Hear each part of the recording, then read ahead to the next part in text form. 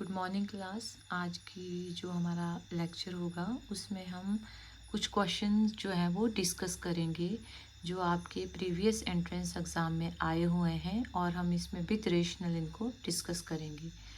तो जैसे कि हम स्टार्ट कर रहे हैं इस सीरीज़ को कार्डियोवैस्कुलर सिस्टम से। जैसे कि फॉर एग्ज़ाम्पल एक क्लाइंट आता है। फर्स्ट क्वेश्चन है जो हमारा, एक क्लाइंट आता है जिसको सुपर वेंट्रिकुलर टैकीकार्डिया हुआ है और उसको प्रिस्क्राइब किया हमने एस्मोलोल।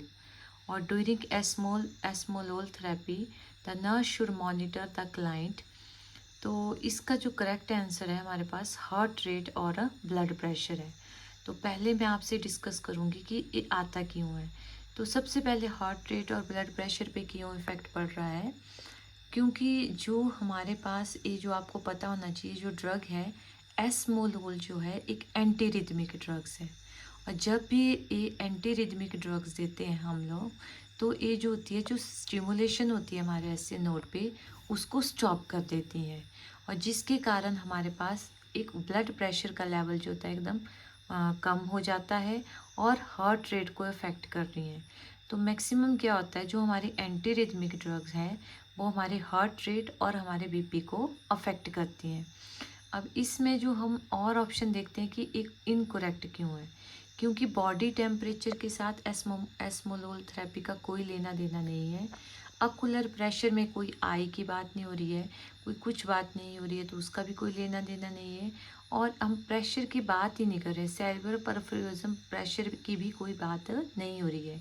क्यों? क्योंकि बेटे इसमें जो ड्रग है जब वही एस्मोलोल है मीन्स एंटी रिदमिक ड्रग है, तो ज़्यादातर वो माइंड में होगा कि रिदम पे हमारी अफेक्ट करेगी।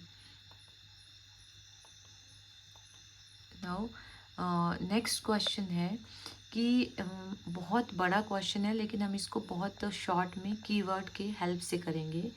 जैसे कि इस क्वेश्चन में पूछा गया हुआ है कि एक ओ क्लाइंट है और उसमें कोलेस्ट्रॉल का लेवल भी बढ़ा हुआ है और उसको एक फिजिशियन ने प्रिस्क्राइब किया हुआ है कि आपने लो फैट, लो कोलेस्ट्रॉल और लो कैलोरी वाली डाइट लेनी है ताकि जो आपका जो लिपिड का लेवल है उसको भी लो किया जाए, ताकि आपका वेट को भी रिड्यूस किया जाए। तो पूरे क्वेश्चन में स्टोरी ही लिखी हुई है, डाइट, क्लाइंट, वेलबींग, इससे हमें कुछ लेना देना नहीं है। सिंपल हम आते हैं क्वेश्चन में पूछा क्या गया है, to determine if the client has other risk factor of the coronary artery disease. तो हमने देखना है पूरे क्वेश्चन में हमसे यही पूछा गया है कि जो कोरोनरी आर्टरी डिजीज़ होती है उसका रिस्क फैक्टर क्या है। तो अगर आपने पढ़ा होगा तो जब हम कोरोनरी आर्टरी डिजीज़ पढ़ते हैं तो मेजर तीन रिस्क फैक्टर, इसमें मेजर तीन रिस्क फैक्टर हैं। जैसे कि फर्स्ट वन हमारा डायबिटीज़ मेलिटस, स्मोकिंग और हाइपरटेंशन। ये जो है मेजर रिस्क फैक्टर हैं हमारे पास कोरोनरी आर्टरी डिजीज़ के। अब हमसे क्वेश्चन इतना बड़ा है लेकिन सिंपल हमसे पूछा हुआ है what are the major risk factor of the coronary artery disease.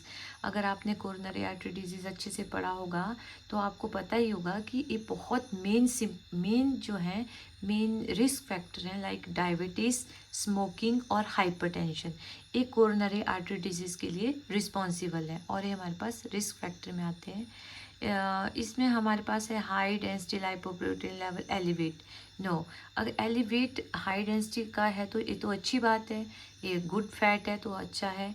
History of ischaemic heart disease, ischaemic ही हार्ट डिजीज़ का कोई लेना देना नहीं है कोरोनरी आर्टरी डिजीज़ से, क्योंकि कोरोनरी आर्टरी डिजीज़ ज़्यादातर स्मोकिंग से, अल्कोहल जो है, अल्कोहल हमारे पास हम बोलते हैं लिमिटेड अमाउंट में लो, लेकिन उसका इतना रिस्क फैक्टर नहीं है कोरोनरी आर्टरी के लिए जितना हमारे पास डायबिटीज़ मेलिटस, स्मोकिंग और हाइपरटेंशन है। तो इस क्वेश्चन को आपने नहीं भूलना है, क्योंकि जो कोरोनरी आर्टरी का डिजीज़ का जो रिस्क फैक्टर है वो हमारे पास डायबिटीज़ है, स्मोकिंग है और एक हमारे पास हाइपरटेंशन है। ये जो क्वेश्चन है बहुत बार एम्स में, डीएसएसबी में, एनक्लेक्स में बहुत बार क्वेश्चन पूछा गया है कि कोरोनरी आर्टरी का जो डिजीज़ है उसका रिस्क फैक्टर कौन सा है। तो आपने इसको नहीं भूलना है, diabetes mellitus, smoking and hypertension. Now next question. अब इसमें सिंपल सी हम क्वेश्चन पढ़ते हैं। A client develop atrial fibrillation after the myocardial infection physician ने हमारे पास प्रिस्क्राइब की मेडिकेशन जिसका नाम है डिजॉक्सिन। अब हमें पता है जब भी हम डिजॉक्सिन देते हैं तो डिजॉक्सिन क्या कर देती है, इसका आपको एक्शन पता होना चाहिए कि डिजॉक्सिन क्या करती है। तो चलो पहले हम इसके एक्शन को मैं बाद में डिस्कस करती हूँ। पहले आप इसमें सिंपल देखो कि क्वेश्चन में पूछा क्या हुआ है। तो क्वेश्चन में पूछा गया है इन्होंने कि हम इसको IM एडमिनिस्ट्रेशन ऑफ डिजॉक्सिन, हम जब डिजॉक्सिन को IM एडमिनिस्ट्रेशन करते हैं तो क्या होता है। इसने बोला कि हम कभी भी IM जो एडमिनिस्ट्रेशन होता है डिजॉक्सिन को वो रिकमेंडेंट नहीं करते हैं, क्योंकि ये बहुत ज़्यादा सीवियर पेन होता है जहाँ से हम इंजेक्शन लगा देते हैं। और एक क्या कॉज इंक्रीज़ कर देता है हमारे पास, सीरम क्रिएटिनिन काइनेज के लेवल को ये इंक्रीज़ कर देता है।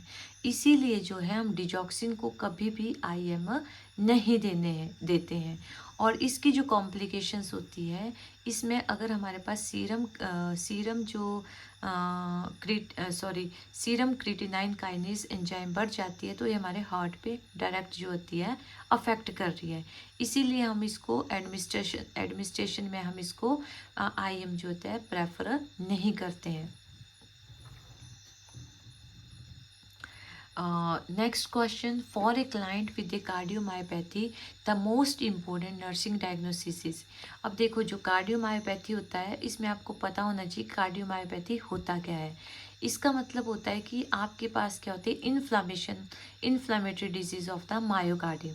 मायोकार्डियम के बाहर की मायोकार्डियम जो होती है हमारी लेयर हार्ट के बाहर, उसके बाहर क्या हो जाता है, कई बार हमारे पास फ्लूइड की अकोमोलेशन भी हो जाती है और टिश्यू की एनलार्जमेंट हो जाती है मायोकार्डियम के। तो इस क्वेश्चन में पूछा गया कि अगर कार्डियोमायोपैथी हो जाती है तो पेशेंट का नर्सिंग डायग्नोसिस क्या बनता है।